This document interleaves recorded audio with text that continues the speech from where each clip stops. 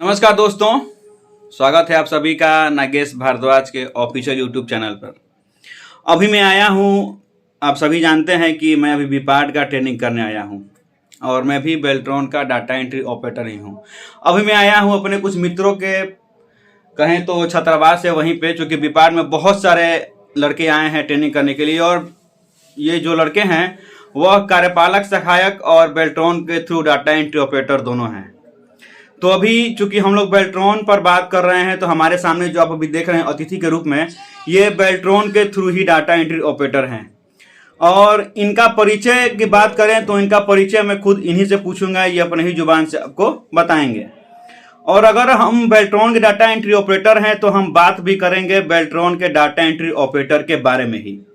मैंने कुछ दिन पहले एक पोस्ट डाला था अपने चैनल पर और आप लोगों से अपील किया था कि आप लोग के मन में जितना सारा क्वेश्चन है आप कमेंट में कमेंट कर सकते हैं और उस कमेंट का जवाब मैं इन्हीं दोस्तों से पूछूंगा, अपने मित्रों से पूछूंगा जो कि बेल्ट्रॉन के थ्रू डाटा एंट्री ऑपरेटर हैं, कहीं ना कहीं किसी पंचायत में वो अभी कार्यरत हैं। तो आपका बहुत सारा प्यार मिला, बहुत सारे आपके कॉन्फ्यूजन थे, बहुत सारे क्वेश्चन थे, तो उन्हीं प्रश्नों का जवाब आज हम ढूंढने आए हैं इनके आवास पर। बारी बारी से हम सबसे पहले इनका परिचय जानेंगे। परिचय जानने के बाद जो आपका क्वेश्चन है, आपका जो प्रश्न है, आपका जो डाउट है वो हम क्लियर करेंगे। और मैं दावा करता हूं कि यह सेशन देखने के बाद शायद ही आपके मन में और कोई डाउट बचेगा और कोई क्वेश्चन बचेगा। ठीक है, तो चलिए ज्यादा हम बकवास नहीं करेंगे। और एक बात बता दें कि जो भी आपने क्वेश्चन पूछा है उसका जवाब मैंने आपको पहले दिया था, लेकिन एक कहावत है ना कि घर की मुर्गी दाल के बराबर होती है, तो वही हाल है। मैं कुछ ही बताऊंगा तो आप लोग कमेंट भी आता था कि आपको कुछ मालूम नहीं, आप कुछ ही बता देते हैं। तो मैंने सोचा कि चलो मैं कुछ और डाटा एंट्री ऑपरेटर से बात कर लेता हूं, हो सकता है कि वो आपको सही जानकारी दे दें। हो सकता है कि मैंने आपको कुछ गलत जानकारी दिया हो, क्योंकि दुनिया में ऐसा कोई व्यक्ति नहीं है जो सब कुछ जानता है और दुनिया में ऐसा कोई व्यक्ति नहीं है जो कुछ नहीं जानता है। तो मैं मान सकता हूं कि मैंने कुछ गलत आपको बताया होगा। तो अभी मैं वही प्रश्नों को पूछूंगा अपने मित्रों से और चाहूंगा कि आपके जो भी डाउट्स हैं वो क्लियर हो जाएं। तो चलिए हम चालू करते हैं इस सेशन को और बारी बारी से हम प्रश्न पूछेंगे अपने दोस्तों से। जो भी आपके डाउट्स है वही क्वेश्चन पूछेंगे, ठीक है। अब मैं यहाँ पर कैमरे के पीछे चला जाऊंगा क्योंकि मैं यहाँ पर ट्राइपॉड लेकर नहीं आया हूँ और ना ही माइक लेकर आया हूँ। तो हो सकता है कि आप लोगों को साउंड में कुछ दिक्कत समझ में आए या फिर हो सकता है बैकग्राउंड में कुछ आपको नॉइस समझ में आए, तो आप लोग थोड़ा मैनेज कर लीजिएगा। क्योंकि यहाँ पर मैं ट्राइपॉड लेकर नहीं आया हूँ तो मैंने इसी तरह बिस्तर पर ही मोबाइल का कैमरा ऑन करके रख दिया है और मैं कैमरे के पीछे से मैं इनसे क्वेश्चन पूछूंगा, क्योंकि एक फ्रेम में तीनों लोग नहीं आ सकते थे। तो मैं कैमरे के पीछे से प्रश्न पूछूंगा और उसका जवाब ये लोग मेरे मित्र जो है वह देते जाएंगे। आप लोग थोड़ा सा मैनेज कर लीजिएगा। तो अभी हम बारी बारी से, अभी मैं चूंकि कैमरा के पीछे हूँ, अभी मैं अपने अतिथियों को मौका दे रहा हूँ, चूंकि रूम थोड़ा कंजस्टेड है, सब एक साथ नहीं बैठ सकते हैं। तो अभी हम बारी बारी से जानेंगे अपने अतिथियों का इंट्रोडक्शन। तो आप लोग कृपया अपना इंट्रोडक्शन दीजिए। मेरा नाम अंकित कुमार होगा। मैं पंचायत कार्यालय में कार्यरत हूँ, डाटा एंट्री ऑपरेटर के पद पर। और मैं बेल्ट्रॉन से हूँ और ये हमारे साथी जी। मैं अरविंद कुमार, सहार प्रखंड भोजपुर जिला में डाटा एंट्री ऑपरेटर का काम करता हूं, जो कि मैं बेल्ट्रॉन से कार्यरत हूं। मेरा सिलेक्शन जो है बेल्ट्रॉन के माध्यम से हुआ है और इसके बारे में जो नागेश जी पूछेंगे उसका मैं सही जवाब दूंगा और आप लोगों से उम्मीद करूंगा कि उस जवाब से आप सेटिस्फाइड हो जाए। सबसे पहले मेरे दर्शक जानना चाहेंगे कि आप एग्जाम कब दिए थे और कब पास हुए थे और आपका ज्वाइनिंग कब हुआ था? 2019 मार्च में फॉर्म आया था बेल्ट्रॉन का, उसी टाइम हम लोग सभी फॉर्म को फिल किए थे और 6-7 महीने के बाद एग्जाम हुआ था, जो लगभग अक्टूबर नवंबर में ना। हाँ, अक्टूबर नवंबर में एग्जाम हुआ था। हम लोग का था पहले कि रिटेन हुआ था, सीबीटी, जिसको ये क्या बोलते हैं, टीसीएस के माध्यम से हुआ था। जी, और टाइपिंग 1 महीना बाद हुआ था और उसी के बाद सूचीबद्ध पैनल का निर्माण किया गया था। अभी अंकित जी ऐसा हो रहा है ना कि पहले आप बताएं कि आपका पहले सीबीटी हुआ था और उसका रिजल्ट आने के बाद आपका टाइपिंग हुआ था, लेकिन अब की बार हमारे जो मित्र हैं, जो दर्शक हैं, उनका अभी हो क्या रहा है कि टाइपिंग और उनका सीबीटी एक ही दिन ले लिया है। तो आप तो अभी जानते हैं कि, अच्छा ये बताइए कि 2019 में लगभग कितने फॉर्म फिलअप हुए थे? 2.5 लाख के करीब में फॉर्म फिल हुआ। लगभग 2.5 लाख फॉर्म फिलअप हुए थे। अभी जो फिलहाल अभी का मामला है, सिनेरियो है, वो अभी लगभग 4 लाख फॉर्म गिरे हैं, लगभग 4.5 लाख फॉर्म गिरे हैं जी। आपके समय में कट ऑफ कैसे बना था, थोड़ा मार्गदर्शन दीजिए दर्शकों को। कट ऑफ जो लिखा था कि सीबीटी में 50% नंबर आना चाहिए, जनरल का बाई कैटेगरी अपना अपना पैनल था। तो किसी को छूट मिला था 10%, विकलांग लोग को 15% का छूट मिला था, इसी आधार पर हुआ था। और क्या, मैं जनरल से बिलोंग करता हूँ, तो मेरा 34 नंबर आया था टाइपिंग में, सॉरी सीबीटी में। लेकिन आपने एक सवाल पूछा कि पैनल कैसे बनाया गया। हाँ, मेरिट जो है वो कैसे बनाया गया था। मेरिट का एग्जाम से कुछ लेना देना नहीं था, ये मुझे भी नहीं पता था, अनायांकित जी को पता था। एक्चुअली हुआ क्या था कि एडवर्टीजमेंट में ऐसा जिक्र था कि नहीं, उसको ध्यान से पढ़ा नहीं था हम लोगों ने। लेकिन मेरिट जो बनाया गया था, जैसे जो फॉर्म अप्लाई किया था उसी के हिसाब से मेरिट बना था। अच्छा, मतलब कि रजिस्ट्रेशन नंबर के हिसाब से। जी बिल्कुल। तो अब की बार सिनेरियो जो है कि अब की बार जो मेरिट बनेगा वो टाइपिंग, हिंदी टाइपिंग के अकॉर्डिंग बनेगा। जिनका हिंदी में टाइपिंग अच्छा रहेगा उनका नाम ऊपर रहेगा। जी बिल्कुल। ऐसे तो हमको जानकारी नहीं है, लेकिन सुना हो कि 4 लाख या 5 लाख के करीब में फॉर्म सबमिट हुआ है। तो हर एक एग्जाम का एक रहता है कि आपको 50% नंबर लाना है। तो ये मत मानिएगा कि 50% पे आपको पास कर देगा। अगर लड़के ज्यादा हैं, संख्या ज्यादा है, तो कुछ छटनी के लिए हो सकता है कि नंबर ऊपर नीचे करे पैनल बनाने में। अच्छा, एक उसने एडवर्टाइजमेंट में, बेल्ट्रॉन ने नोटिफिकेशन में एक छोटा सा एक लाइन में बस लिखा था कि आपका पैनल बनने के बाद, पैनल मतलब कि रिजल्ट आने के बाद आपका मेरिट बनाया जाएगा। तो हो सकता है कि जैसे आप कह रहे हैं कि अगर आप 50% नंबर आए देते हैं तो आप श्योर मत होइए कि आपका रिजल्ट आ जाएगा, क्योंकि हो सकता है कि मेरिट बनाएगा। ये हर एक एग्जाम में लिखा रहता है कि आपको इतना नंबर लाना है तभी आप पास होइएगा। अगर बाय द वे अगर कट ऑफ हाई लेकर लड़का ज्यादा है तो छाटने का कोई मौका चाहिए ना। लेकिन बेल्ट्रॉन ऐसा नहीं करता है। नहीं, देखिए बेल्ट्रॉन एक पैनल बनाता है। ठीक है, सूचीबद्ध पैनल बनाता है, हम आपकी बातों को मानते हैं। अगर संख्या ज्यादा हो जाता है तो हो सकता है कि कहीं मेरिट में वो अपना नंबर ऊपर नीचे कर सकता है। अच्छा, एक और बात है, हमको जहां तक याद है जब हम लोग 2019 में फॉर्म फिलअप किए थे तो हम लोग को टाइपिंग चूज करने का ऑप्शन नहीं दिया था कि आप हिंदी चूज कीजिएगा, टाइपिंग इंग्लिश कीजिएगा, कि दोनों कीजिएगा। लेकिन अब की बार जो फॉर्म फिलअप हुआ है उसमें तीनों टाइपिंग चूज करने का ऑप्शन दिया था कैंडिडेट को कि क्या आप हिंदी टाइपिंग चाहते हैं करना, इंग्लिश चाहते हैं, फिर दोनों चाहते हैं। तो इसका मतलब आप क्या निकालते हैं कि अगर मान लीजिए कोई दोनों टाइपिंग चूज किया हुआ है, क्योंकि 19 में हुआ यह था कि अगर आप हिंदी में पास है और इंग्लिश में फेल है तभी आपका नाम पैनल बना था जी। लेकिन अब की बार चूंकि तीनों टाइपिंग को अलग अलग वो बांट दिया है, कह रहा है चूज करने के लिए, तो अब की बार ऐसा होगा क्या कि अगर आप इंग्लिश में फेल है, हिंदी में पास तो आप फेल हो जाएंगे?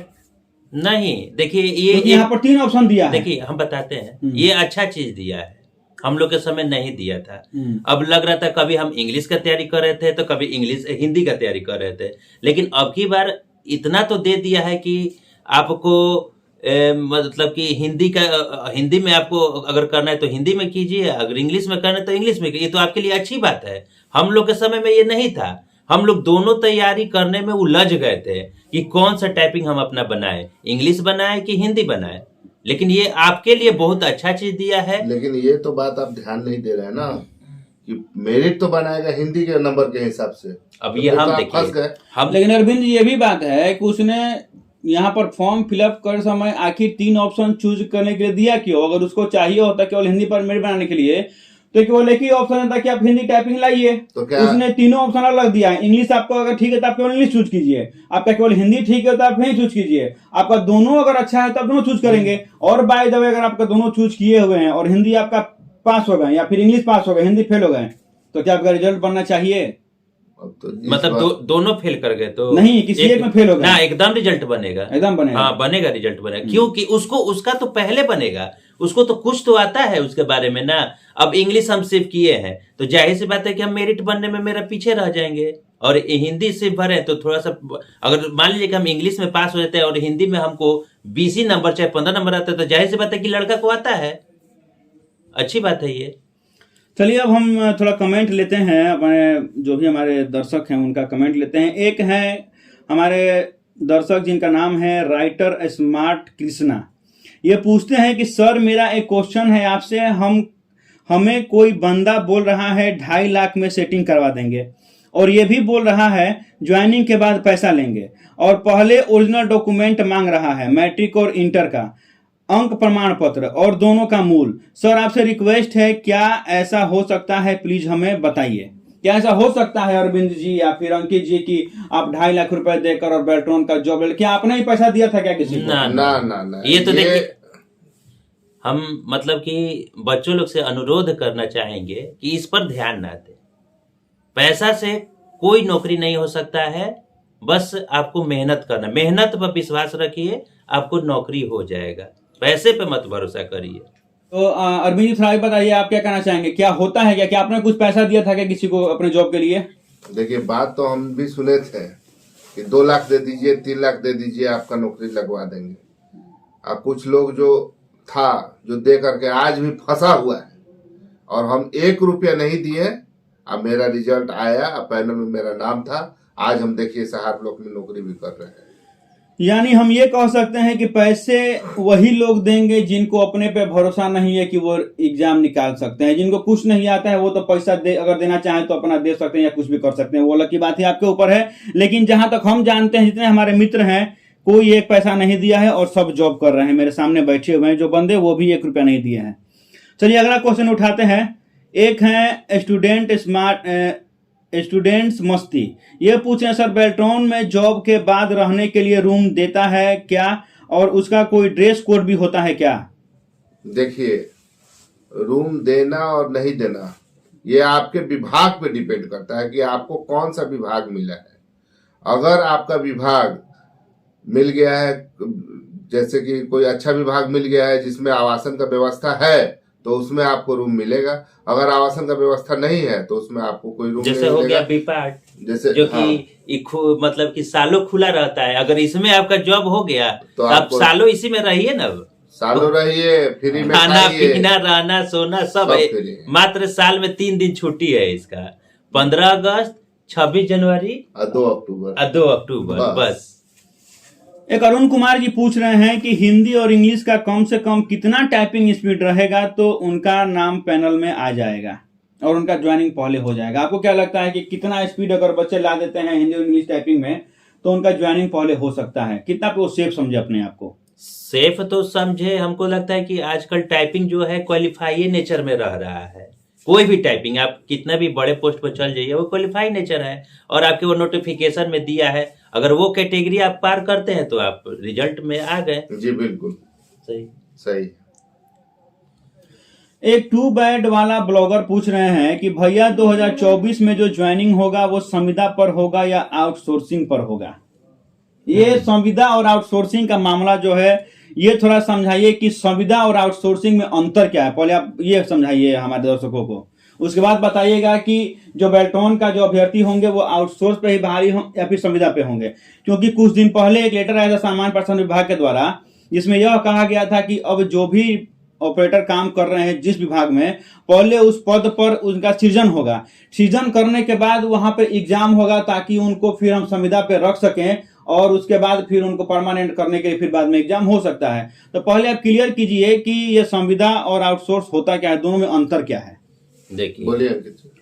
आउटसोर्स हो गया, एक आउटसोर्स में हम थर्ड पार्टी के द्वारा आप रहिएगा, जो बीच में एक हम लोग के थर्ड पार्टी में उर्मिला काम कर रही है। लेकिन ये आपको ये पहले तो ये सिर्फ बेल्ट्रॉन अपने लिए रखा है, सिर्फ अपने लिए। हम आज भी सरकार ही कर्मी हैं, हम विभाग में हैं, तो हम अब ना बेल्ट्रॉन से जाने जाते हैं और ना ही कोई आउटसोर्स से जाने जाते हैं। हम कार्यपालक सहायक से हम पंचायती राज में हैं, कार्यपालक सहायक से जाने जाते हैं। हम प्रशिक्षण के लिए, साप्ताहिक प्रशिक्षण के लिए बीपाड में आए हुए हैं। और बीपाड वैसा मतलब आप नेट पे भी सर्च कर लीजिएगा कि भारत का दूसरा ये संस्थानिक संस्था है जो कि हम लोग का यहाँ जो ट्रेनर है चाहे फैकल्टी जो भी है, वो बोल रहे हैं कि आप बहुत ही अपने आप को लकी मानिए कि आपको इतने बड़े संस्थान में ट्रेनिंग मिला। तो ये मत समझिए कि अगर हम अगर हम प्राइवेट कर्मी रहते तो इतना बढ़िया संस्था में हमको ट्रेनिंग नहीं मिलता। और साथ में एपीओ लोग और एलडीसी या जज लोग ट्रेनिंग नहीं करते।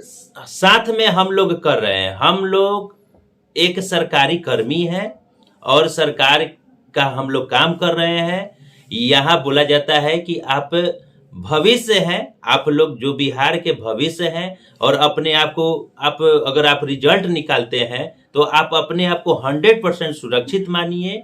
नियमवाली बन रही है, लगभग बनने के कगार पे है। सारे विभाग को चिट्ठी भेज दिया गया है कि अब जो भी कोई बहाली हो तो वो संविदा पर हो, सारे पद को सृजित किया जा रहा है।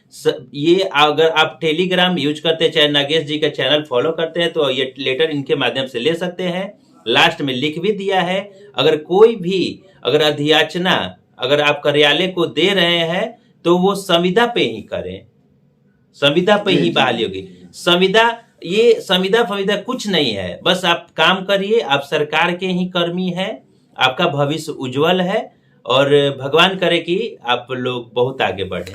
एक परसेप्शन बन गया है अरविंद जी कि बेल्ट्रॉन जो है वह प्राइवेट नौकरी है और आपको जब चाहेगा तब बेल्ट्रॉन से आपको लात मार के निकाल देगा। इसमें आपका ना सैलरी का कोई ठिकाना है, ना आपका भविष्य का कुछ ठिकाना है। क्या ऐसा है कि आप लोगों के साथ कभी महसूस किया है क्या आपने? जी नहीं, ऐसा तो कभी हमने महसूस किया नहीं है कि किसी के द्वारा जो है हम लोगों को हटा दिया जाए। आज लगभग 3 साल से हम काम कर रहे हैं और मेरे सहकर्मी हैं जो लगभग 15-20 साल से काम कर रहे हैं, उसी विभाग में काम कर रहे हैं, लेकिन आज तक उनको ऐसा कोई समस्या का सामना करना नहीं पड़ा है। ऐसा नहीं, अभी हम और ये फाइनेंस में डिपुटेशन पर हैं हम लोग जी, और जी, हम लोग जी। के जो साहेब हैं हम लोग से काम छीनते हैं कि काम को जल्दी ना कर दे। सही बात है, काम को हमसे छीना जाता है कि अरे बाबू तुम मत काम करो, अभी काम हमसे छीना जाता है, छुपा के रखते हैं लोग कि अभी काम नहीं करना है आप लोग को। चलिए, एक हमारे और मित्र हैं जो कि पूछ रहे हैं, मुकेश कुमार जी हैं, ये बोल रहे हैं कि भैया ये बात पूछिए कि उनका हिंदी और इंग्लिश में कितना टाइपिंग स्पीड था। अब आप लोग थोड़ा सा बता दीजिए कि आप लोग का टाइपिंग क्या था, कितना स्पीड था और कितना आप लोग का सीबीटी में था। हाँ, जाहिर सी बात है, सीबीटी में मेरा तो 34 था और इंग्लिश टाइपिंग में मेरा 52 था इंग्लिश में, और हिंदी में तकरीबन 46 के करीब में था। बहुत बढ़िया स्पीड था आपका। और मेरा 32 नंबर आया था और इंग्लिश में 38 था और हिंदी में 27 के करीब में था। बहुत बढ़िया, आप लोग का दोनों का स्पीड अच्छा ही था। चलिए अगला क्वेश्चन उठाते हैं। हमारे एक दर्शक हैं राकेश कुमार जी, ये पूछ रहे हैं कि सैलरी हर साल 10% बढ़ता है क्या? ये बात सच है कि 10% आपका हर साल बढ़ जाता है? जी बिल्कुल सही है। कितना पर आपने ज्वाइनिंग किया था, कितना आपको फर्स्ट सैलरी था और अभी कितना मिला है, थोड़ा बताइए। देखिए, मेरा जो सैलरी बना था, पहला सैलरी 25,500 रुपया था और उसमें जीएसटी ईपीएफ काट कूट के हमको 17,244 रुपया मेरे अकाउंट में आता था।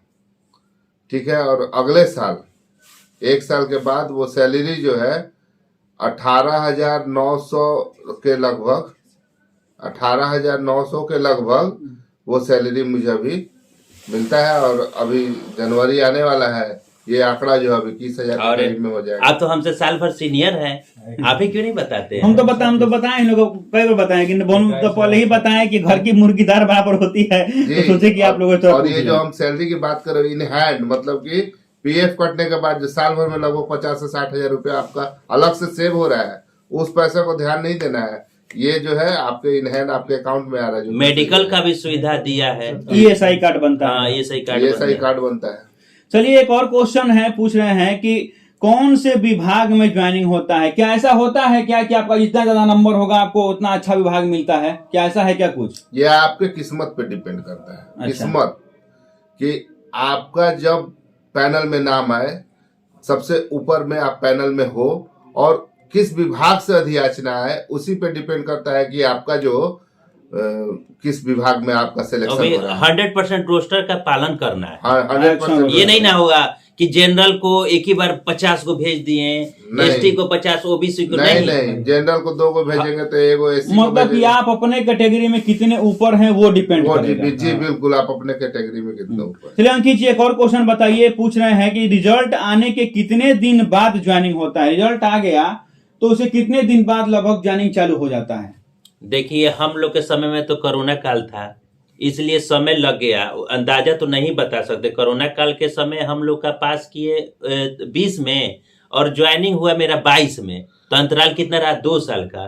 तो उस एवरेज के हिसाब से, कोरोना के हिसाब से हम आप लोग को बता दें कि हम अंदाजा नहीं बता सकते हैं, लेकिन हाँ ये बता सकते हैं कि काम तेजी से होता है। और अब बेल्ट्रॉन के पैनल में बच्चे लगभग तो है ही नहीं, अगर होंगे तो 150 होंगे, तो उससे कोई दिक्कत नहीं है। और हो सकता है रिजल्ट आने के बाद, मेरे अनुसार 2-3 महीना के बाद अगर ज्वाइनिंग होना स्टार्ट हो जाना चाहिए। अच्छा, एक बहुत ही महत्वपूर्ण क्वेश्चन है कि रिजल्ट आएगा तो रिजल्ट आने के बाद जो प्रक्रिया होता है वो होता है ऑफर लेटर का। तो ऑफर लेटर कब आता है और कहाँ आता है? अभ्यर्थी कैसे जानेंगे कि उनको ऑफर लेटर आया है? वो कहाँ जाकर चेक करेंगे तो उनको पता चलेगा कि हाँ मेरा ऑफर लेटर आया है, और अपना आगे का प्रक्रिया करेंगे? तो इसके बारे में समझाइए। ऑफर लेटर, एक रिजल्ट अगर पास हो जाने के बाद उनको केवाईसी करना पड़ेगा उसी बेल्ट्रॉन के एक पैन उसी में सॉफ्टवेयर में, वेबसाइट पर। और केवाईसी आधार कार्ड से केवाईसी होता है, और उनके मेल पर इंफॉर्मेशन आएगा कि हाँ आपका आ गया है। आप उसमें एक उनको जो रजिस्ट्रेशन नंबर है उनका यूनिक आईडी हो जाएगा। हम लोग के टाइम में पासवर्ड, डेट ऑफ बर्थ और मोबाइल नंबर को जोड़ कर बनाया था। अब आगे क्या इसका मंशा है, कैसा अपना पासवर्ड रखता है, कैसा नहीं, ये नहीं बता सकते हैं। 1 मिनट के लिए रोकेंगे आपको। हाँ। हम लोग का जो ज्वाइनिंग हुआ था उसमें थोड़ा सा संशोधन किया था। संशोधन क्या किया था ना, कि हम लोग का ज्वाइनिंग में मेल पे ऑफर लेटर भेजा था। हाँ। जबकि जो है जिसको ऑनलाइन ईआरपी के प्रोफाइल के माध्यम से जो लोग चेक करते लड़का हैं, लोग को वही बता रहे हैं कि ऑफर आपका 2 माध्यम से आएगा। हो सकता है एक ऑनलाइन और एक ऑफलाइन। तो ऑनलाइन ऑफलाइन इसलिए आता है, अगर मान लीजिए 20-25 अधियाचना रहता है तो ऑनलाइन भेज देता है, और मान लीजिए कि 200, 300, 400 तो सोचता है कि जल्दी ऑफलाइन ही भेजो और जल्दी ज्वाइन कराओ, इसलिए होता था। इसमें कोई दिक्कत नहीं। ईमेल पे आना ऑफलाइन कैसे होगा? ईमेल पे ही उस लोग ईमेल पे ही इंफॉर्मेशन देता है। इंफॉर्मेशन केवल, हाँ, इंफॉर्मेशन से देता है, आपको ऑफर लेटर नहीं देता है। हाँ तो ठीक है, तो मान लीजिए कि वो अपना आईडी पासवर्ड से लॉगिन करेगा, उसके बाद क्या होगा? उसके बाद उसके प्रोफाइल में दिखाएगा कि आपका हम लोग इस विभाग में सिलेक्शन हुआ है, उसके प्रोफाइल में दिखाएगा। और उस प्रोफाइल में देखने के बाद अगर उसको उस विभाग में लगता है कि विभाग मेरे लिए सही है तो उसको एक्सेप्ट करेगा। अगर नहीं लगता है कि हमको इस विभाग में नहीं ज्वाइन करना तो उसको रिजेक्ट कर देगा। अच्छा, यहीं पर आपसे एक और क्वेश्चन पूछ लेते हैं। बच्चे हमेशा पूछते हैं कि कौन सा विभाग ठीक रहेगा उनके लिए, कौन कौन सा विभाग अच्छा होता है जहां वो ज्वाइन कर सकते हैं? क्या ऐसा होता है क्या, किसी विभाग में ज्यादा अच्छा है वहां पे ज्वाइन करना अच्छा होता है? आपके नजर में कुछ ऐसे विभाग हैं जो कि अच्छा होता है, तो थोड़ा बता दीजिए। अच्छा तो बहुत सारे विभाग है। अरे हम ही लोग जिस विभाग में वो अच्छा है, इससे अच्छा क्या बात रहता है? पंचायती राज विभाग में हम लोग, और सबसे बड़ा बात है कि पंचायती राज विभाग के अपने जिला में है। ये हम लोगों के लिए सबसे प्लस पॉइंट है कि अपने जिला में। और एक बात और बता सकते हैं, आपके चैनल के माध्यम से लड़कों को बता देते हैं कि ज्वाइनिंग करने में आप ज्यादा टेंशन ना ले। अगर घर परिवार से आप अच्छे हैं तो आपको वहां मौका देगा, 3 मौका देगा। अगर आपको लगता है कि आप 50 किलोमीटर 60 किलोमीटर दूर अगर ज्वाइनिंग दे दिया, अगर अच्छे परिवार से है तो होल्ड कीजिएगा, ऑफर को रोकिएगा। अगर बढ़िया परिवार से है तो, अगर मान लीजिए कि परिवार में दिक्कत है, अगर उसी पर आश्रित है तो आप ज्वाइन कर जाइएगा। लेकिन बढ़िया घर के होंगे और मतलब पारिवारिक सपोर्ट होगा तो ज्वाइनिंग को होल्ड कीजिएगा। अगर 100 किलोमीटर या 150 किलोमीटर दूर दे देता है तो आप उसको होल्ड कीजिएगा। लेकिन इसमें हम कुछ कहेंगे। हाँ बोलिए। मेरा ओपिनियन ये है आप लोगों को कि पहला रोटी जो है, भोजपुरी में एक कहावत है कि पहला रोटी छोड़ल ना जाए। सही बात है, सही बात है। ठीक है, तो इस कहावत के हिसाब से जिस विभाग में आपको मिले ज्वाइन कर लीजिए। उसके बाद फिर आप इंटरनल अपना म्यूचुअल ट्रांसफर कराते रहिए, विभाग बदलते रहिए, ये आप अपना काम करते रहिए, लेकिन पहला रोटी नहीं छोड़िए। एक सही बात है अरविंद जी। कहावत हम भी थोड़ा कहना चाहेंगे कि कहावत और है कि पहले आपको कहीं बैठने का जगह मिलता है तो आप बैठिए, जी, फिर बिल्कुल। धीरे धीरे पैर जी, पसारिए बिल्कुल। और पैर पसारने के बाद जगह बना के सो जाइए। जी बिल्कुल। तो आपको जहां भी मिलता है पहला ज्वाइनिंग, आप सबसे पहले ज्वाइनिंग कीजिए, वहां पर जाइए, उसके बाद अपना धीरे धीरे रास्ता खोजिए। हाँ ये और आपने एक बात बोला म्यूचुअल ट्रांसफर का, तो अगला क्वेश्चन हमारा उसी पर है। एक मित्र पूछ रहे हैं कि इसमें ट्रांसफर होता है क्या, क्या ट्रांसफर का प्रावधान है क्या इसमें? देखिए क्योंकि अल्प वेतन है, सभी जानता है कि यहाँ पे बेल्टोन में तो अल्प वेतन है, शुरुआत आपको 17,240 रुपये मिलता है। तो क्या इसमें आपको ट्रांसफर कर करके परेशान भी किया जाता है क्या? नहीं, ज्यादा ट्रांसफर देखिए अब विभाग पे डिपेंड करता है कि आपका ट्रांसफर होगा कि नहीं होगा। जैसे हम लोग के साथ कुछ एलआरसी के लड़के ज्वाइन किए थे, उनका भी ट्रांसफर हुआ है, दूसरे जिला में भी ट्रांसफर हुआ है, दूर दराज हुआ है। दूर दराज ट्रांसफर हो गया है। लेकिन जो हम लोग के साथ पंचायती राज विभाग में ज्वाइन किए, लेकिन उनका भी अरविंद जी आप बोल रहे हैं एलआरसी वाला, तो हम बीच में ये भी सुने थे कि जितने लोगों का एलआरसी में दूर दूर ज्वाइनिंग किया गया था, वो लड़के प्रोटेस्ट किए और उनका फिर से उनका गृह जिला दे दिया गया है। अच्छा, इसके बारे में मुझे अनुभव हाँ, नहीं दिया है। गया, हम सुने थे, ये जी, ऐसा जी। चर्चा चला था कि वो लोग प्रोटेस्ट किए तो उनको फिर उनके जो भी उनको दिक्कत हो रहा था उसको देखकर उनको उनका गृह जिला दिया गया है। तो आप कंटिन्यू कर सकते हैं, मतलब कि ट्रांसफर इसमें होता है। जी, ट्रांसफर होता है। अगर आप म्यूचुअल ट्रांसफर कराना चाहते हैं, मान लीजिए कि आप है गोपालगंज के, आपका ज्वाइनिंग करा दिया है रोहतास जिला, तो अगर कोई रोहतास जिला का लड़का, नजदीकी लड़का अगर चाहे कि हम अपने घर आ जाए, आपसे संपर्क करें, और आपका जो गोपालगंज जिला घर है, तो गोपालगंज जिला का कोई लड़का अगर चाहे कि रोहतास आ जाए, रोहतास का लड़का कोई गोपालगंज चल जाए, तो ऐसा होता है, म्यूचुअल ट्रांसफर होता है। चलिए अब चलते हैं हम लोग समाप्ति की तरफ। और ये लास्ट क्वेश्चन पूछा है कि 2024 जो अभी एग्जाम चल रहा है बेल्ट्रॉन का, इसके जो अभ्यर्थी हैं, क्या इनका भी विपार्ट में ट्रेनिंग होगा क्या? और आप लोगों से इन्होंने अनुरोध किया है कि आप लोग अपना एक्सपीरियंस बताइए कि आप लोग का विपार्ट में एक्सपीरियंस कैसा रहा, क्या क्या आपको यहाँ पे सुविधा मिले और क्या क्या परेशानी हुई, तो इसके बारे में विस्तार से बता दीजिए और समाप्ति पर चले हम लोग। एक लाइन में पहले बताएंगे कि विपार्ट में सबसे पहले के पाठक सर को हाथ जोड़ के धन्यवाद कि हम लोगों का ट्रेनिंग विपार्ट में कराया गया। इसमें अगर विपार्ट में ट्रेनिंग अगर किसी के माध्यम से हुआ है, अगर किसी को सबसे ज्यादा मैं धन्यवाद अपने तहे दिल से दूंगा तो के पाठक सर को दूंगा। उन्होंने हम लोगों को इस काबिल समझा कि हम लोग विपार्ट में आए और ट्रेनिंग करें, और वही ड्रेस में बैठे हुए हैं जी। और चलिए गेट से शुरू करते हैं। जिस दिन हम लोग आए उस दिन कॉन्फ्रेंस था नए कानून का, 24 नवंबर 2024 को कॉन्फ्रेंस था। सारे जज, पूरे देश के जज आए हुए थे।